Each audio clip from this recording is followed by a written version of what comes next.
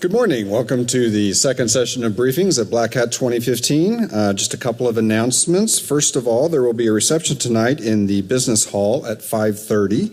The Business Hall is located in Shoreline A. Also, the Pawnee Awards take place tonight in Mandalay BCD at 6 p.m. We want to thank you for coming, and you are in Lagoon K currently for the Breaking HTTPS with BGP Hijacking by Artyom Gavrchenkov. One reminder, please, that no matter how cool your ringtone is, we really don't want to hear it, so make sure those cell phones are on silent. And with that, Artyom, I will hand it over to you. Thank you very much. So, hi everyone.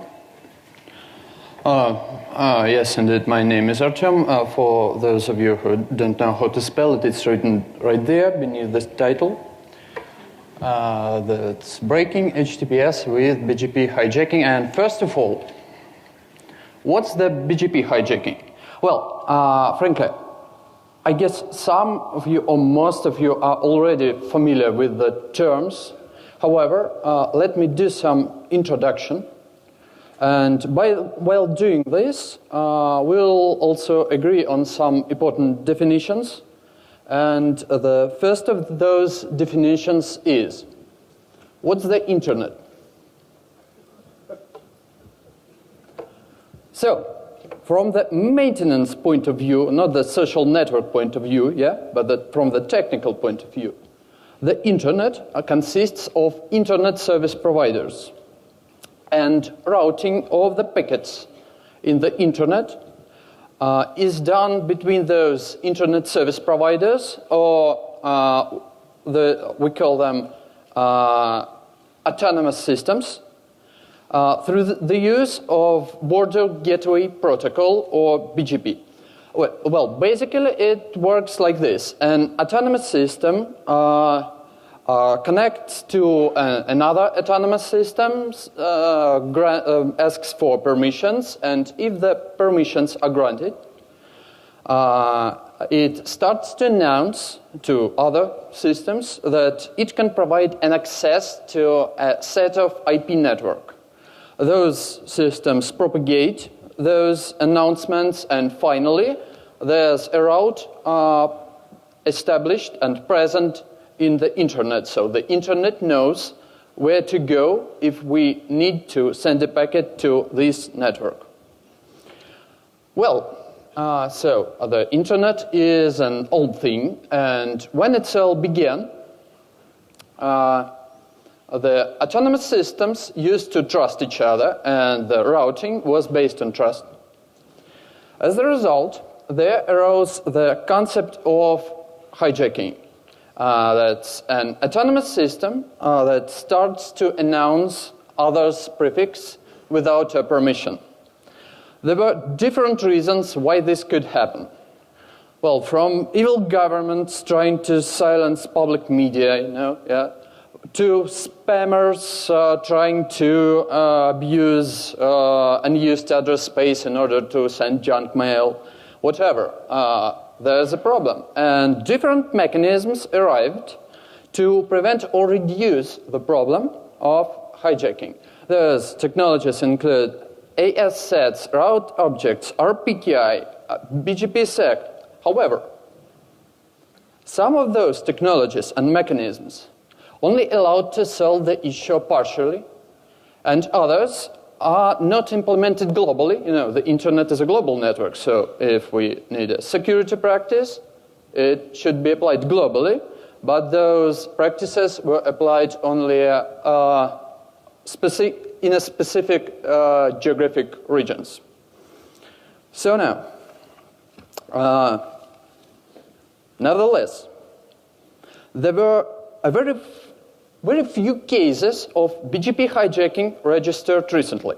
For instance, the most recent case investigated by our company was spammers stealing a large portion of allocated and assigned, but at that time unused and not announced IP address space to overcome blacklists to continue sending digital garbage. This may come as a big surprise for you when you finally start using your fresh new IPv4 address space. That's an expensive one, yeah? And then you find out that most of your fresh new IP addresses are already sitting there in spam house. Yet, this case was almost half a year ago. So, speaking about hijacking, yeah? Quite a rare situation. However, the flaws in AS path validation allow another problem to occur, a route leak. An example of a route leak is a multi-homed autonomous system, so no transit traffic, that imports routes from a local peer, and due to a mistake in a configuration, sends them to its upstream internet service provider. And it starts to work with transit traffic, which it isn't ready to handle due to human error. The recent case is Telekom Malaysia, announcing thousands of IP networks and network prefixes, including those of Facebook, to Tier 1 operator level 3. The consequences included internet slowdown nearly worldwide, so large problem. And the situation with countermeasures against route leaking is even much worse than the one with hijacking.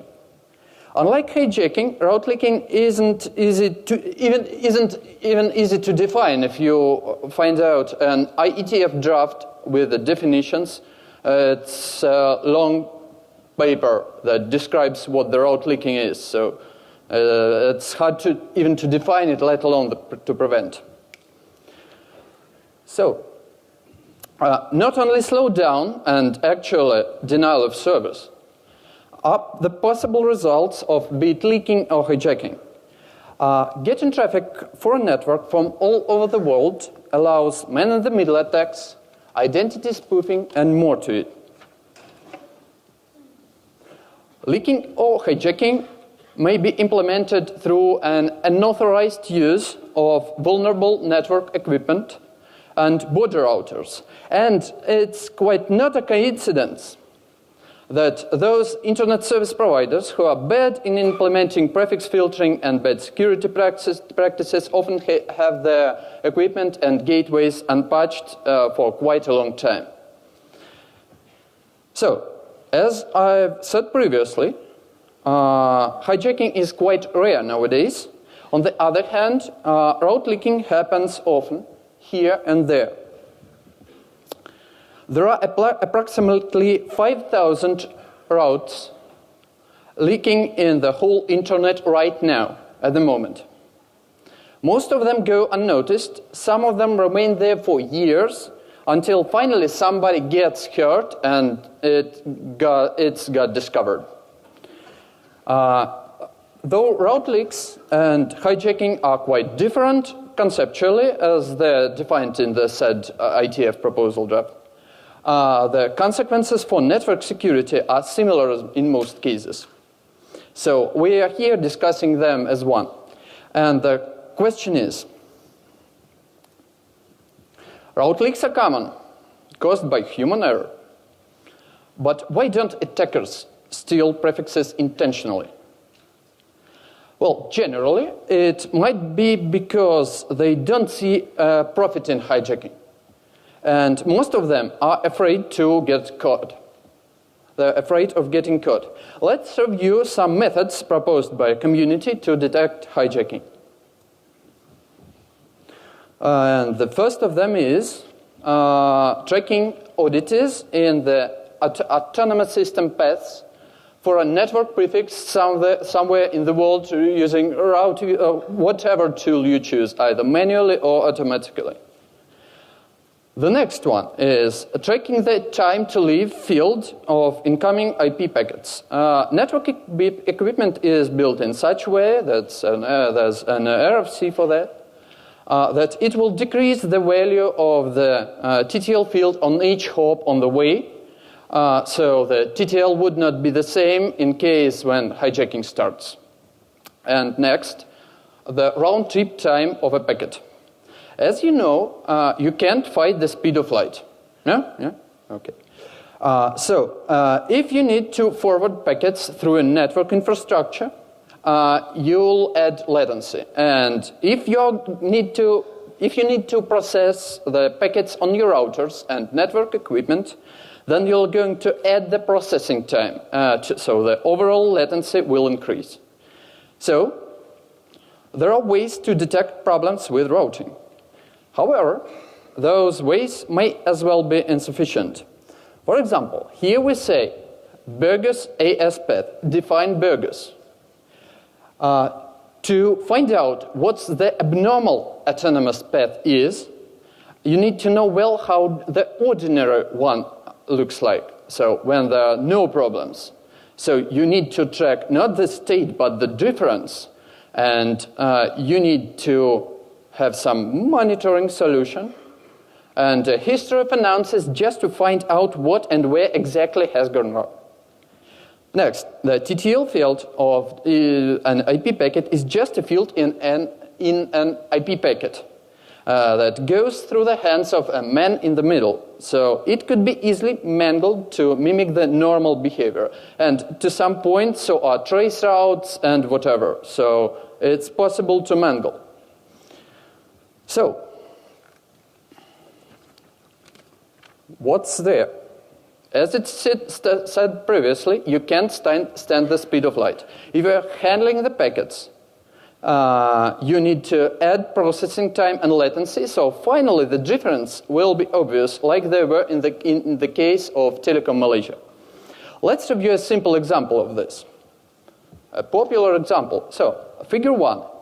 There's an autonomous system A, which announces its prefixes to its upstream internet service provider C. Well, it comes and goes and works for years until one day an autonomous system M starts to announce a more specific prefix of a less size to its own upstream internet service provider B.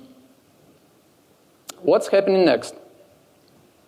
As we know, in most of the cases, the network equipment is built and set up in such way that there are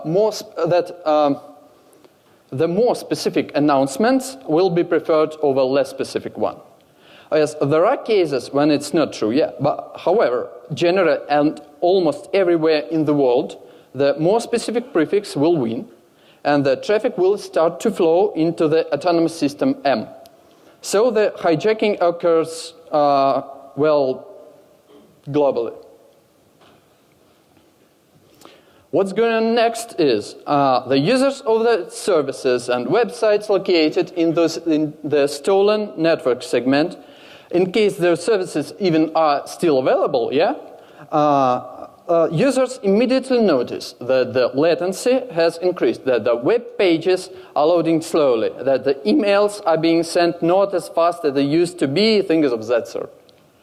Next, users call the technical support of the services, and finally, the issue reaches the Network Operations Center of Autonomous System A.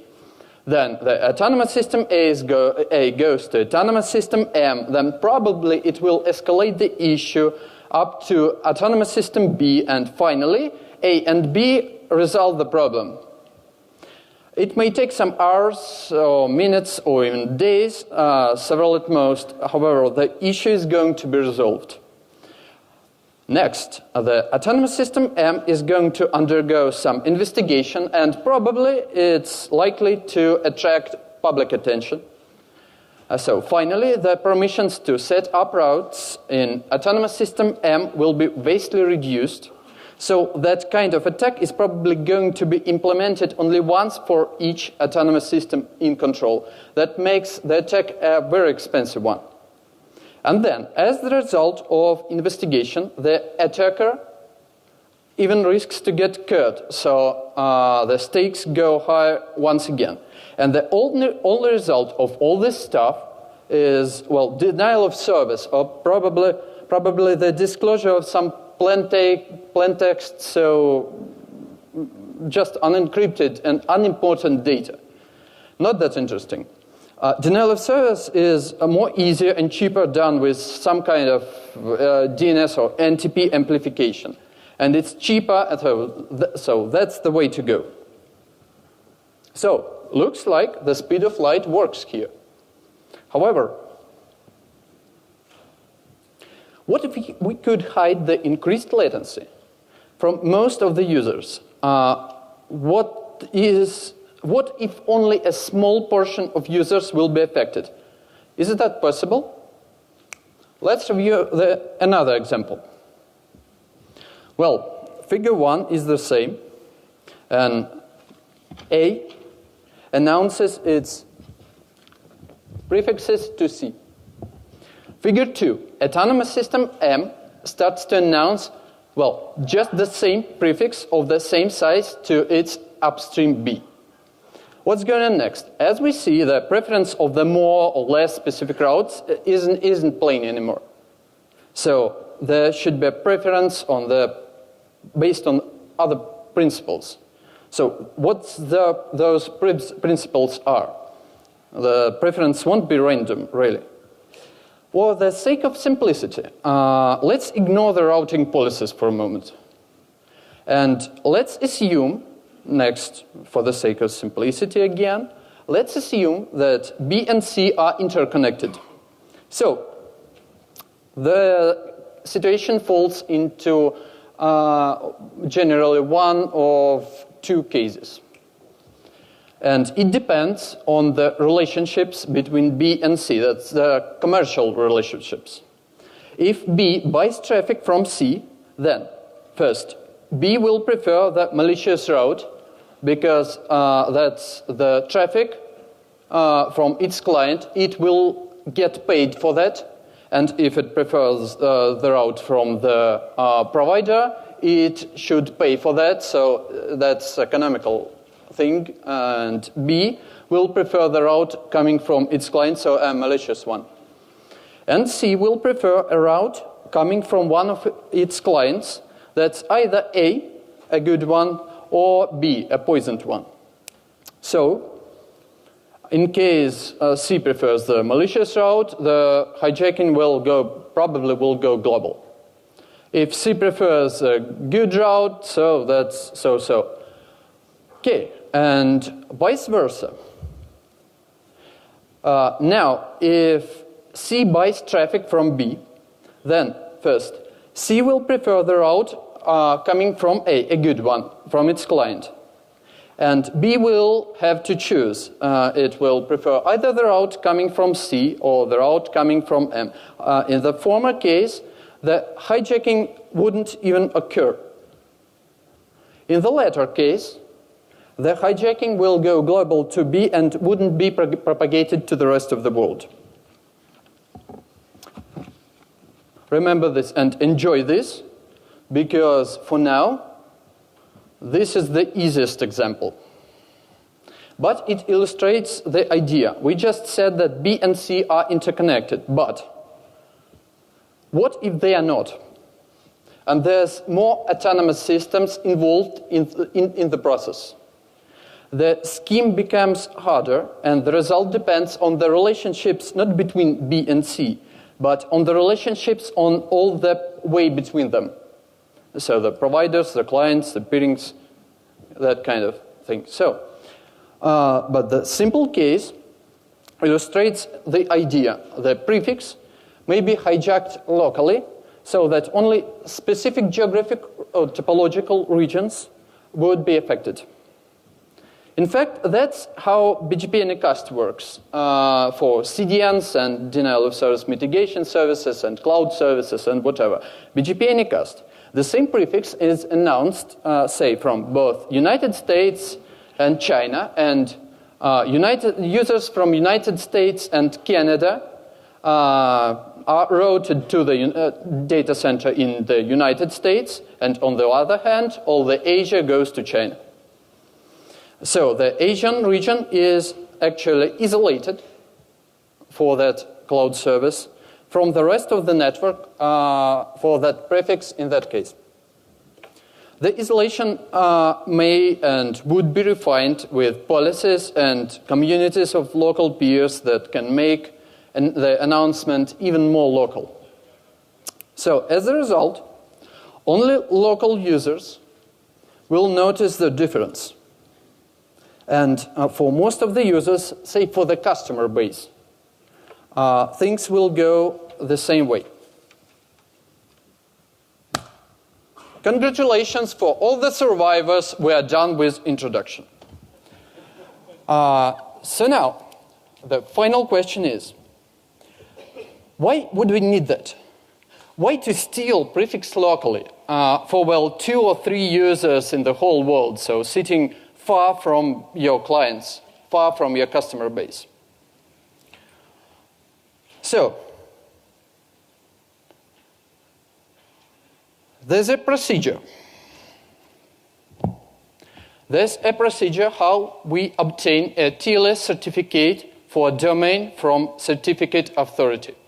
The procedure is generally as follows. Firstly, we need to register on kind of website, and then we should generate somehow a certificate signing request.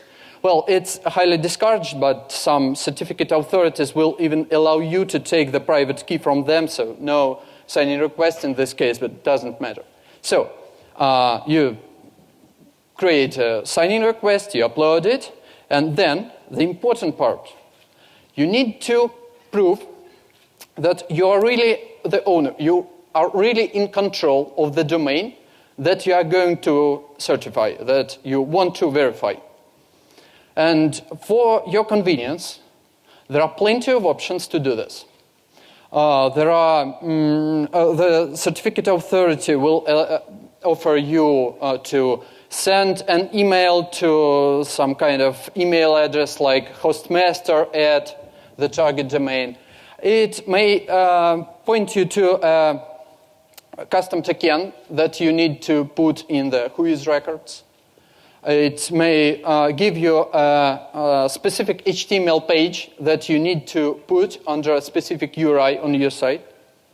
It may offer you a custom token that you put in DNS-TXT record, and so on. The thing is, you need to choose only one of these methods. So either it's web page, it's done, and it's okay. What's happening on next? The certificate authority sends a robot, so a bot, to a site. Well, it takes from 5 to 10 minutes. The bot goes to your site, checks that there's a token, there's a page. So the owner of the domain did just what they asked him for. So probably he's in control. So then the ownership is verified. And finally, you get your signed TLS certificate. Well, you need to pay money for that, but sometimes there are promo actions. And finally, maybe even you don't need to show your credit card data for now. So, what are we going to say next? First of all, you need to be in a control of a border router, so in control kind of autonomous system, yeah?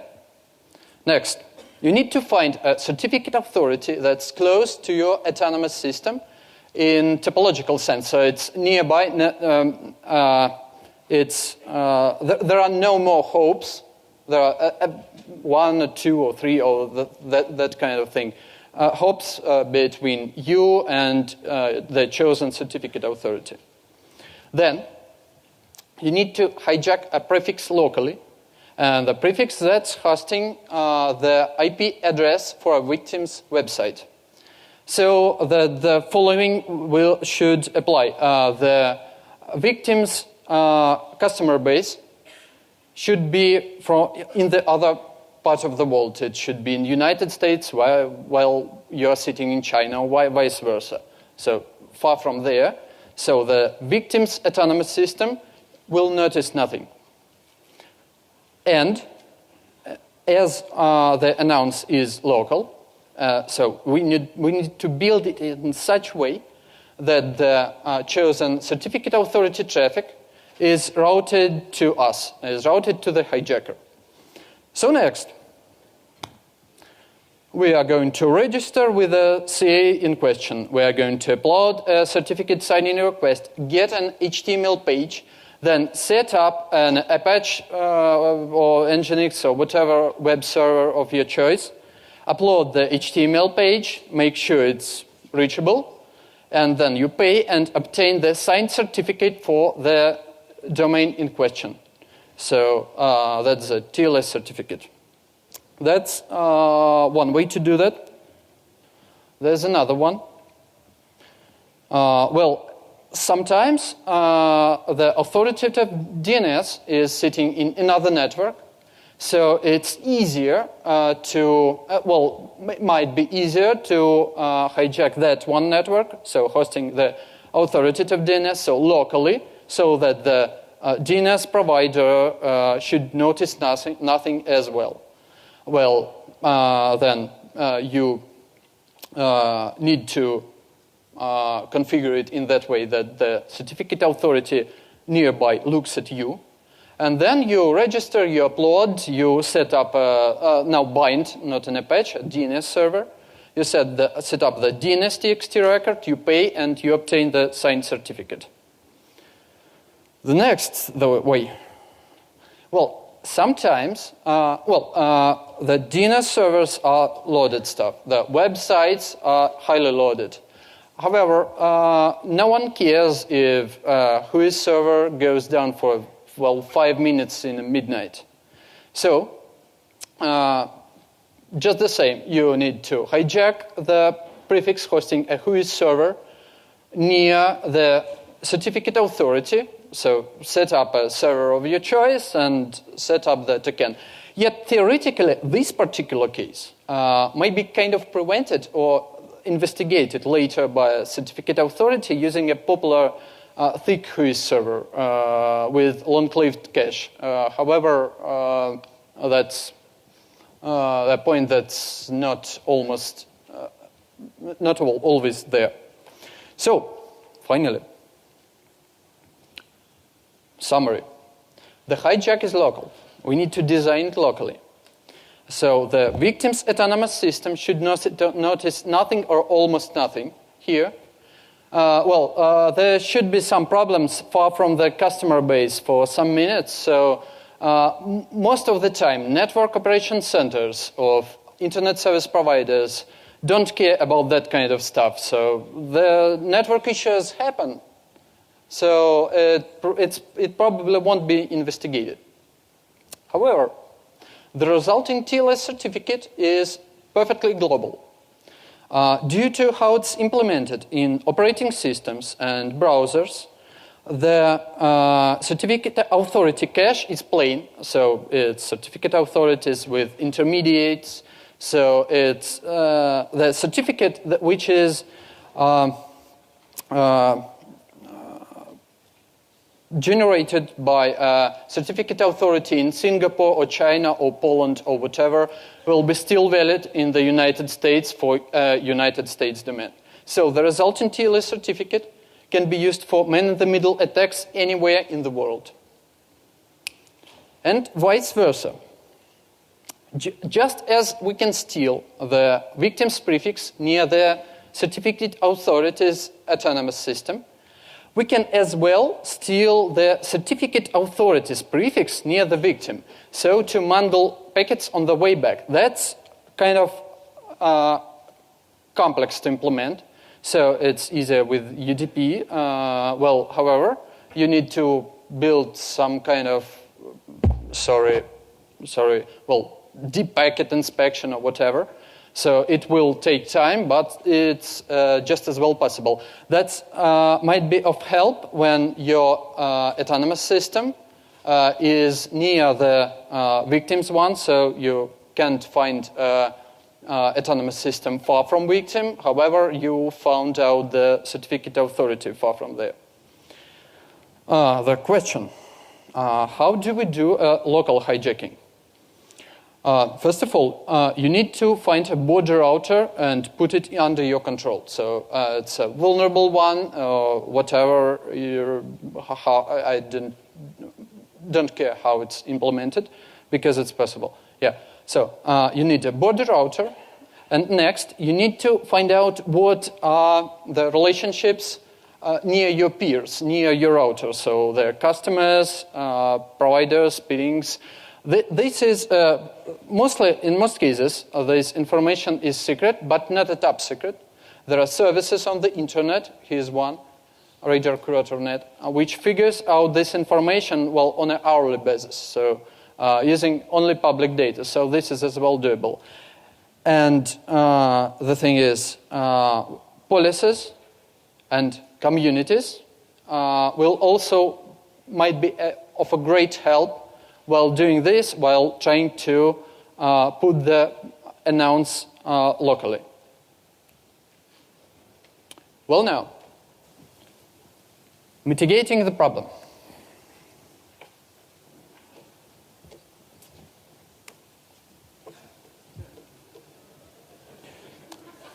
Oh. That's not that bad. Yeah, so now, as we see, one thing, an important one. This is the case with domain-validated TLS certificates, but not with extended validity ones, because the policy for issuing extended validity certificates requires to pass through more additional checks. And to provide supporting documents, it takes time, weeks, for example. So, recent initiative of Google with certificate transparency, which is currently being implemented for extended validity certificates, may also be of some help. However, validating the domain ownership is an important case with extended validity certificates as well. Just the rest of the checks is the subject of further analysis not covered here. So, next.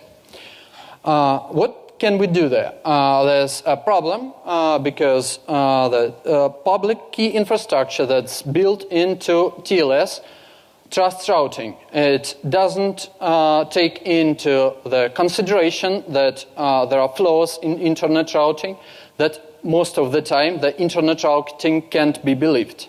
However, the TLS public key infrastructure is something that's built into operating systems and devices, and it's not easy to change that.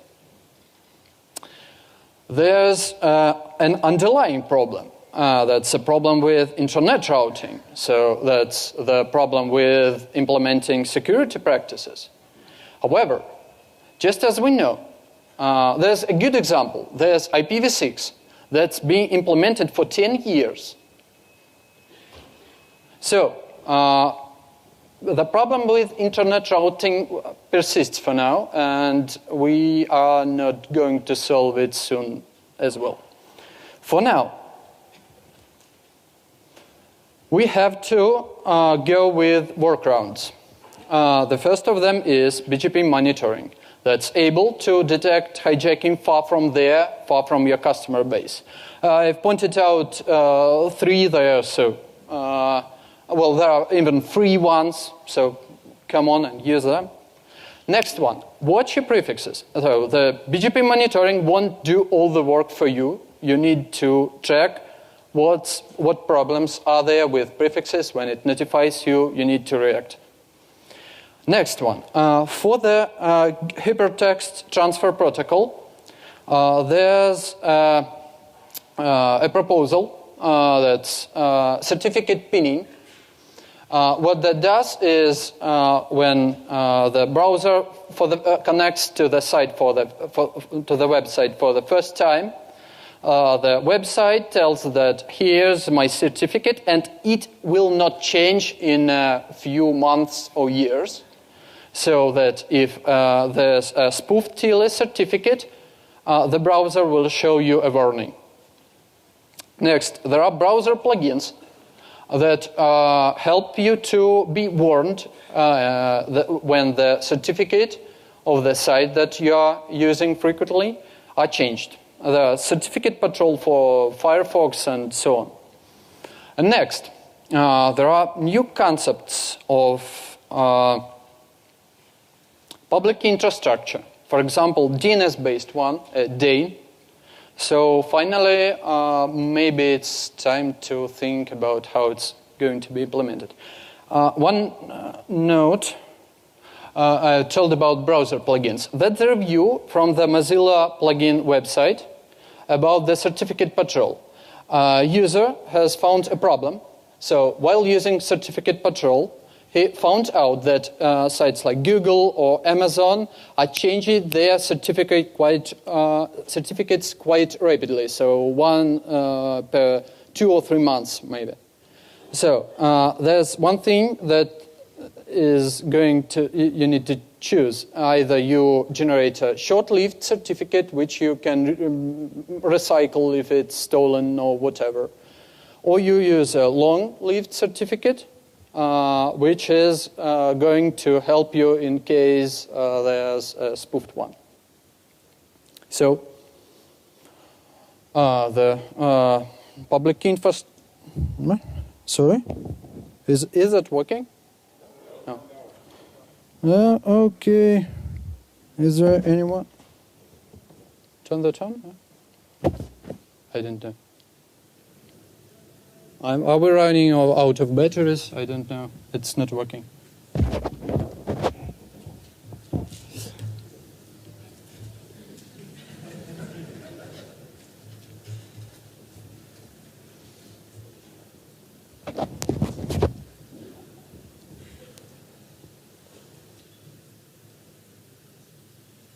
Okay, yeah. Maybe we'll turn it this. Yeah, it's cool. That's no? Now that works? Okay. We turned that off and on, and it's of no help. So, maybe I'll think out loud, speak out loud. Are you there? Hear me? Do you hear me? No?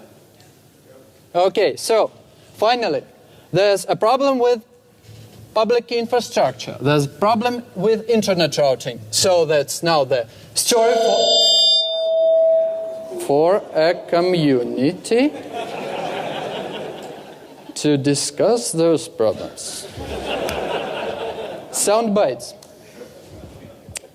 So as we know, there are flaws in routing. The public infrastructure trusts things that are not reliable. So there are corresponding risks. Those risks could be mitigated with workarounds. However, the better design of a public infrastructure might help to do it more easily. And finally, the BGP monitoring systems are useful. So if you're in charge of a network security in a large internet service provider, even in a small one, yeah? So if you're in charge on network setup, network operations, let's start using them right away. They are built for you. So that's all your questions.